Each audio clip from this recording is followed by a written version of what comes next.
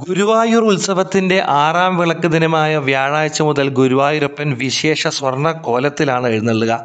നടുവിൽ 191 സ്വർണ്ണപ്പൂക്കളുടെ നടുവിൽ കൃഷ്ണൻ മുരളിക ഊതി നിൽക്കുന്ന ഗോളക, അതിനു ചുറ്റും പ്രഭാമണ്ഡലം, മുകളിൽ വ്യാളി മുഖം, ഇരുവശങ്ങളിലായി ദശാവതാര രൂപങ്ങൾ എന്നിവയ്ക്ക് പുറമെ ഇളക്കത്താലി, പൂക്കൾ, ചെറുകുമിളകൾ തുടങ്ങിയവ കൊണ്ട് അലങ്കൃതമായതാണ് സ്വർണ്ണക്കോലം.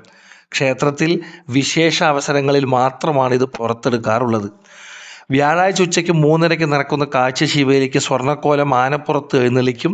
ഉത്സവം കഴിയുന്നതുവരെ പകൽ കാഴ്ചശീവേലിക്കും പള്ളിവേട്ട, ആറാട്ട് ദിവസങ്ങളിലെ ഗ്രാമപ്രദക്ഷിണത്തിനും സ്വർണ്ണക്കോലമായിരിക്കും. ആറാം വിളക്ക് ദിനത്തിലെ ശീവേലി മേളത്തിൽ വകകൊട്ടൽ എന്നൊരു പ്രയോഗമുണ്ട്. പഞ്ചാരിമേളം അടന്തലിലേക്ക് മാറുന്ന സമയത്തുള്ള മേളത്തിന് തനി ആവർത്തന രീതിയാണ്. മേളപ്രമാണികൻ പെരുവനം കുട്ടന്മാരായിരിക്കും വക കൊട്ടിപ്പകരുക. ഉത്സവം 4-ാം ദിവസമായ ചൊവ്വാഴ്ച ചന്ദ്രഗ്രഹണമായതിനാൽ ചടങ്ങുകളിൽ ചില മാറ്റങ്ങളുണ്ടായിരുന്നു. ഉച്ചതിരിഞ്ഞുള്ള കാഴ്ചശീവേലി, അത് കഴിഞ്ഞ് വൈകിട്ട് 6-ന് ക്ഷേത്രനട അടച്ചു. രാത്രി 7:15 തുറന്ന ശേഷമായിരുന്നു ദീപാരാധന നിർവഹിച്ചത്.